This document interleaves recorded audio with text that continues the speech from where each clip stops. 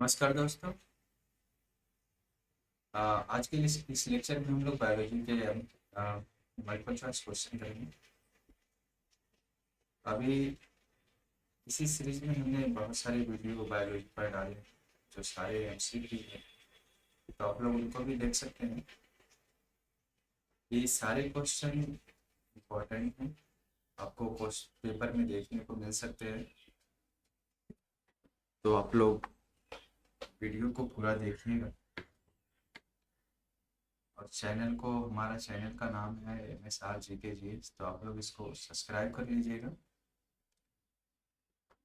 तो जैसे कि आप ये देख रहे हैं, पहला क्वेश्चन जो है इसमें 101 ये पूछ रहा है कि an artificial kidney work on the principle of. तो आर्टिफिशियल किडनी किडनी का काम क्या होता है कि जो ब्लड है उसको कह सकते हैं फिल्टर करना। जैसे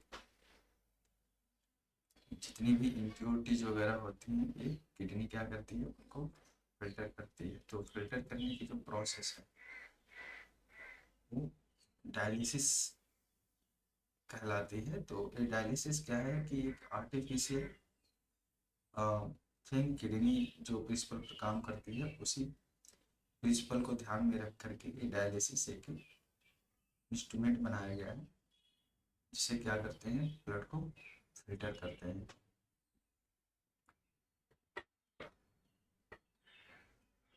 ये जो डायलिसिस इंस्ट्रूमेंट होता है उसको आप दूसरे नाम से भी जानते हैं, जिसको हेमोडायलिसिस मशीन के नाम से भी जाना जाता है। तो ये है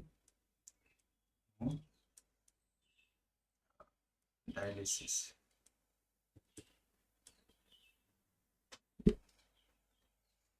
जब क्या होता है कि इंसान की किडनी जब सही से काम नहीं करती है तो क्या होता है कि शरीर में जो नाइट्रोजन, जैसे कि यूरिया से समथिंग इससे रिलेटेड जितने भी कंटेंट्स होते हैं क्या होते हैं, जमा होने लगते हैं। तो किडनी ऐसे चीज़ों को क्या करती है, फिल्टर्स करके बाहर निकालती है। तो आपका इसमें जो करेक्ट आंसर है डायलिसिस है।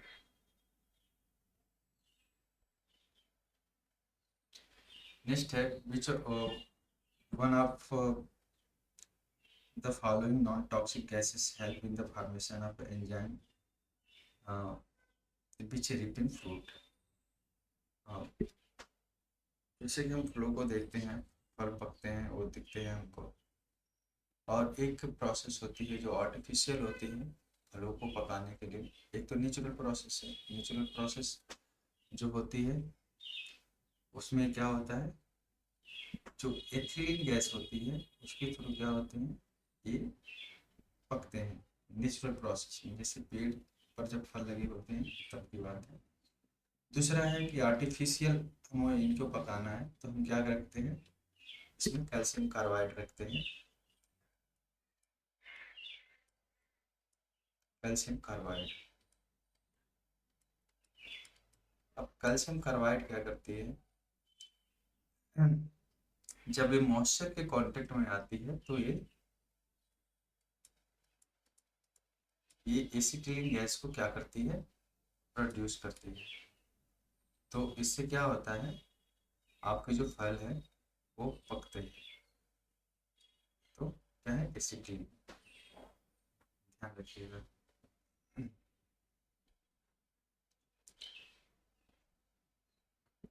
नेक्स्ट है आपका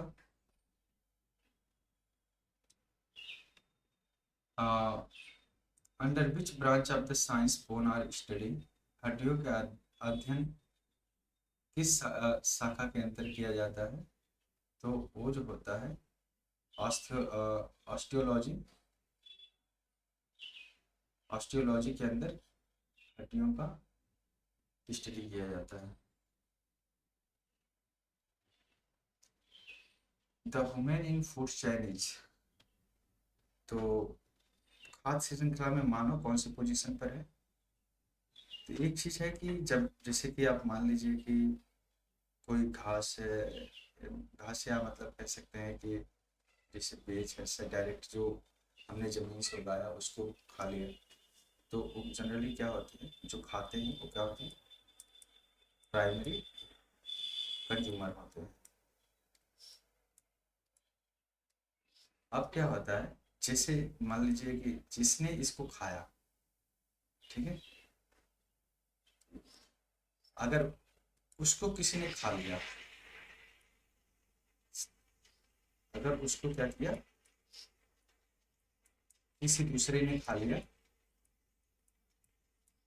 किसी दूसरे ने अगर खा लिया, तो क्या होगा, वो होता है आपका सेकेंडरी कंज्यूमर।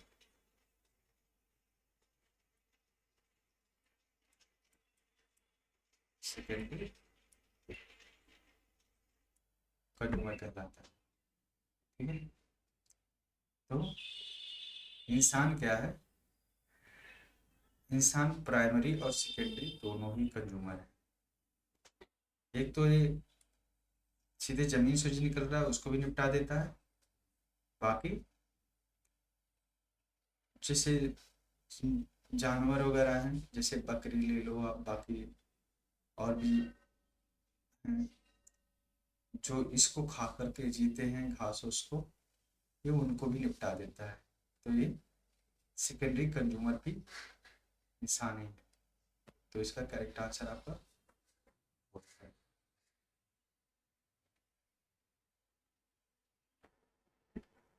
नेक्स्ट है the study of fishes is called.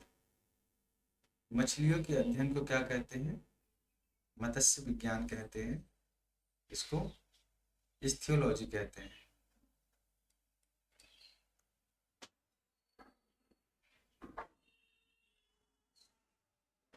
Study of butterfly, तितलियों के अध्ययन को क्या कहते हैं, लेपिडोप लेपिडोप्टरोलॉजी। ये जो है आपका लेपिडोप्टरोलॉजी, ये बटरफ्लाई के अध्ययन को कहा जाता है।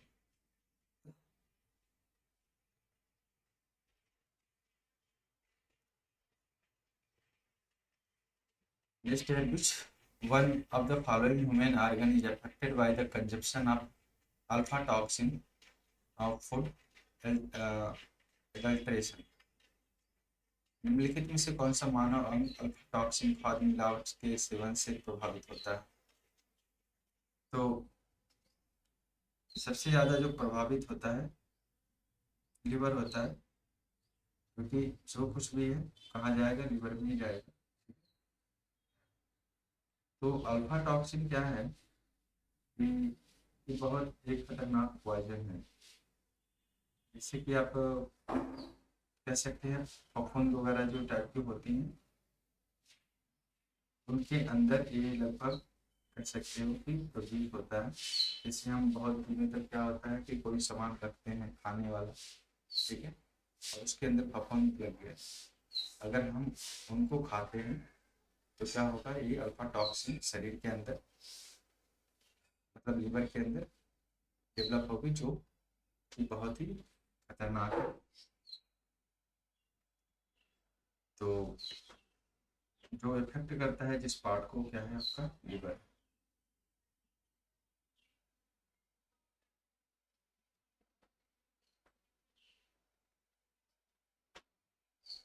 इससे अल्फा टॉक्सिन से क्या है ना कि आपकी जो भी मतलब ऑर्गन्स हैं वो हाईली डैमेज हो सकते हैं।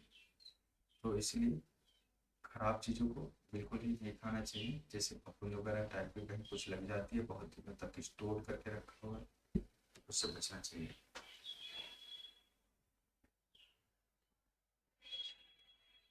नेक्स्ट है which of the following is the study under the gerontology. निम्नलिखित में से किसका अध्ययन जेरोंटोलॉजी के अंतर्गत आता है। तो जेरोंटोलॉजी के अंदर जो आता है उसका ओल्ड एज जो होता है, वृद्धावस्था, उसकी जो स्टडी है वो जेरोंटोलॉजी के अंदर की जाती है।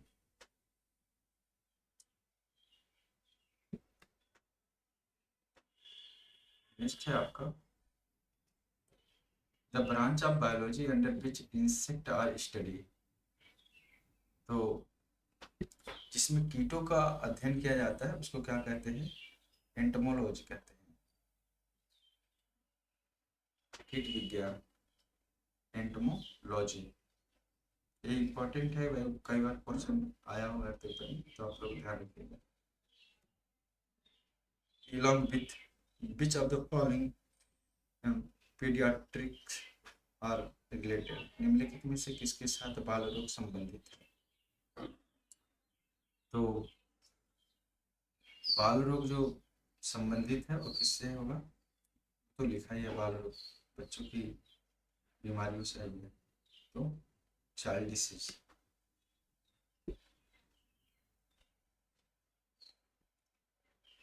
नेक्स्ट है आपका who propounded the theory of jumping Jain. Jumping Jain की जो थ्योरी है वो किसने दिया है, ये पूछ रहा है। तो एक नाम इसमें है, बरबरा मैकल टाक करके है, बरबरा मैकल टाक, ये जो नाम है 3rd नंबर पर, इसने इसको प्रोपाउंड किया है।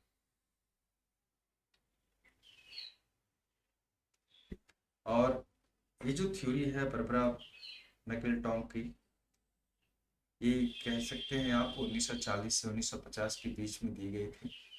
और ये जो जंपिंग जेन वाला कॉन्सेप्ट है, इसका जो टेस्टिंग है इन्होंने मक्के के पौधों पर किया था, और इसके लिए इनको 1983 में मेडिसिन के लिए नोबेल प्राइज मिला था। इनको बरबरा मैकिल टॉक को 1983 में मेडिसिन के लिए नोबेल मिला।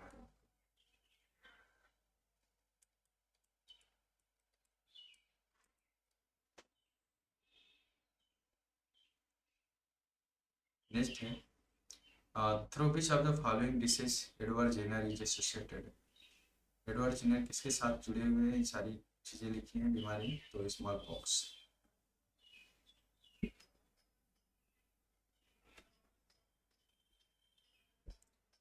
नेक्स्ट है आपका the scientist who firstly explain about the food circulation was.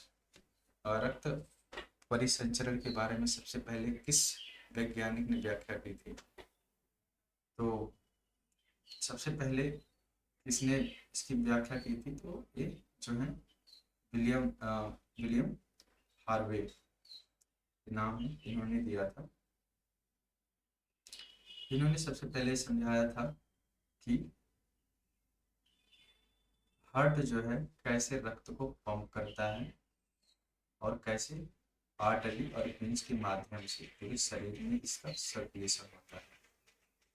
तो ये जो कॉन्सेप्ट है सबसे पहले विलियम हार्वे ने दिया था।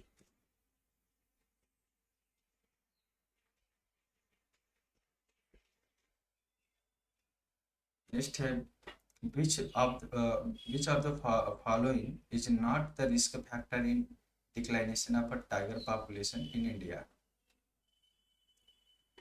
तो अगर हम डिस्ट्रक्शन ऑफ नेचुरल हैबिटेट्स की बात करते हैं तो सिंपल सी बात है, जब उनके रहने के लिए ही कुछ नहीं रहेगा तो वैसे ही मर जाएंगे। ठीक है, तो ये तो इसमें नहीं है, ये होना ही चाहिए कि नेचुरल हैबिटेट्स चाहिए। Feeding of tiger in captivity, बंदी अवस्था में बाघों को भोजन देना। और इस क्वेश्चन के हिसाब से जो करेक्ट है वो यही है, क्योंकि बंदी अब क्या होता है कि जो चिड़ियाघर वगैरह होते हैं, जो कह सकते हैं आप, तो उसमें क्या होते हैं, ये सब इसी अवस्था में होते हैं। तो ये तो नहीं कह सकते हैं, क्योंकि हम उनको क्या करते हैं, रिजर्व रखते हैं, उसमें बचाते ही हैं।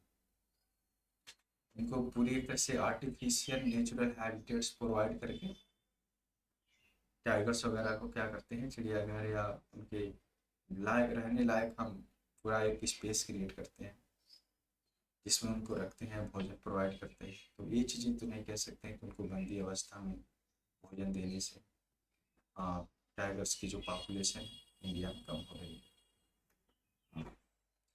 अब नेक्स्ट है, जो इसका करेक्ट आंसर है वो ये है। दूसरा ये है कि इसमें लिखा है कि पोचिंग। पोचिंग बिल्कुल सही है, क्योंकि से जैसे टाइगर्स वगैरह हैं उनका क्या होता है, शिकार होता है, तो उनसे उनकी पॉपुलेशन घटती है।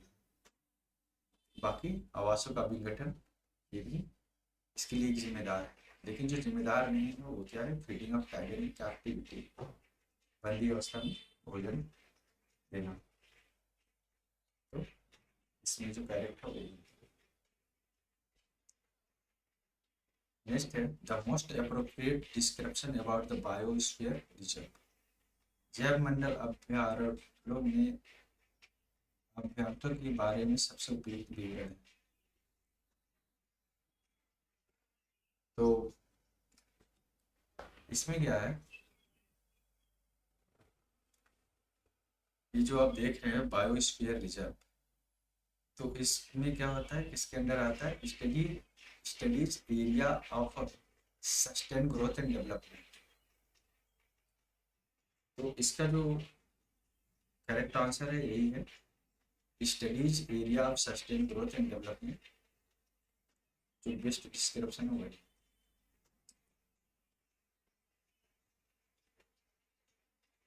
बायोस्फीयर रिजर्व पर हमारा एक बहुत पुराना लेक्चर होगा, तो आप लोग उसको एक बार देखिए, पूरा समझ में आ जाए। The theory of evaluation was propounded by, विकास का सिद्धांत किसके द्वारा प्रतिपादित किया गया है, तो ये है चार्ल्स डार्विन करके जो नाम है, इन्होंने इसको दिया था, चार्ल्स डार्विन। इनकी एक बुक थी जिसके माध्यम से इन्होंने इसके सिद्धांत को समझाया था, जो बुक का नाम है on the origin of species.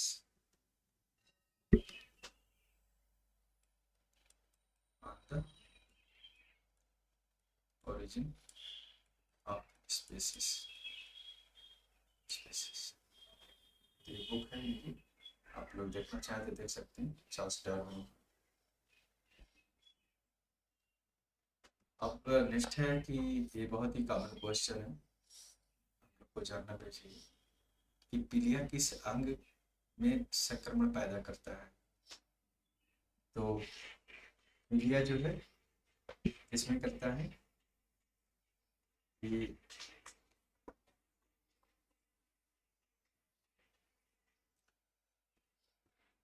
पीलिया आपके लीवर क्या करती है, डैमेज करती है। इसमें क्या होता है, बिलीरुबिन नाम का एक कह सकते हैं कि केमिकल्स होता है, ठीक है, उसकी मात्रा क्या होती है, बढ़ने लगती है, जिसकी वजह से हमारा शरीर क्या होता है, पीला दिखने लगता है। ठीक है, तो हम इसको पीलिया के नाम से जानते हैं, या एक तरह से कह सकते हैं कि आप ब्लड में क्या होता है कि कंटामिनेशन आ जाता है, ठीक है, इस केमिकल के बढ़ जाने की वजह से। तो जो मोस्ट इन्फेक्टेड पार्ट होगा वो आपका लीवर होगा, लीवर से प्रोड्यूस होती है। तो नाम ध्यान रखिएगा, बिली रूबिन, इसके लिए जिम्मेदार है पीलिया के लिए।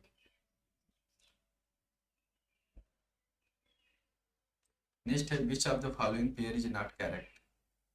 इनमें से कौन सा युग्म सही नहीं है।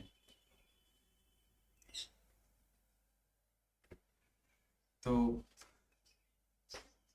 अभी जैसे बाकी जो देख रहे हैं आप, जोनास ई साल के एंटी ऑकुलेशन ऑफ पोलियो, ठीक है, Alexander Fleming invention of penicillin, तो इन लोगों ने किया है। जो इसमें करेक्ट नहीं है वो ये है Joseph Lister remedial measure of leprosy. Leprosy मतलब ये क्या होता है, कुष्ठ रोग होता है।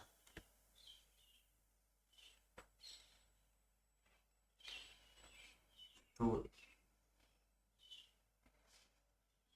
जो इसकी है लेप्रोसी की, जो सबसे कह सकते हैं कि जो बहुत डीपली स्टडी करती किया था, उसका नाम था गेरहार्ड हादसेन करके है नाम। ये है गेरहार्ड हादसेन। इन्होंने ये आपका लेप्रोसी लेप्रोसी पर अपनी मतलब काफ़ी रिसर्च करी की है।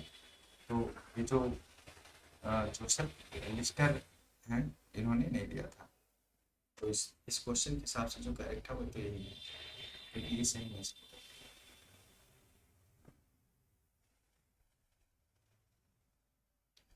नेक्स्ट है आपका the father of modern antiseptic surgery. Father of जो एंटीसेप्टिक सर्जरी का जो फादर है वो क्या है, जोसेफ लिस्टर है। ठीक है। तो इसमें जोसेफ लिस्टर क्या है, लेप्रोसी के रिसर्चर्स नहीं थे। ये जो है आर्टिफिशियल कह सकते हैं कि एंटीसेप्टिक सर्जरी के इनको जनक माना जाता है। तो इस चीज़ से सर्जरी से जुड़े हुए हैं। नेक्स्ट है आपका the inoculation of rabies was invented by. Rabies की खोज किसने की थी, टीकाकरण की, तो कौन थे, लुईस पास्चर। ये बहुत ही इम्पोर्टेंट क्वेश्चन है, पेपर में अक्सर पूछे जाते हैं, तो ये ध्यान रखिएगा। ये लुईस पास्चर के कह सकते हो कि रेबीज जो टीकाकरण है, ये बहुत ही आप ये समझिए कि बहुत ही बड़ा रिसर्च थी इनकी। इसकी पहले इसकी रिसर्च के पहले इतनी ज़्यादा डेथ रेट थी उस टाइम पर कि ये कंट्रोल ही नहीं हो रही थी। तो इनकी रिसर्च ने काफ़ी हेल्प की, और जो ये टीका डेवलप हुआ तो जो डेथ रेट है उसमें बहुत ज़्यादा डिक्लाइनेशन देखने को मिली थी। तो ये क्वेश्चन बहुत इंपॉर्टेंट है, बहुत बार पूछा जाता है, तो ध्यान रखना है। आज के लेक्चर में हम लोग इतना ही रखते हैं। तो आप लोग हमारे चैनल को लाइक सब्सक्राइब कर लीजिएगा और हमारे साथ जुड़े रहिए। वीडियो आते रहते हैं, कभी लेट होते हैं और कभी टाइम से आ जाते हैं। तो आप लोग हमारे साथ जुड़े रहिए, हमारा वीडियो देखते रहिएगा, चैनल सब्सक्राइब कर लीजिएगा। चैनल का नाम जो है हमारा, मैं लिख देता हूँ, @ जब आप यूट्यूब पर टाइप करेंगे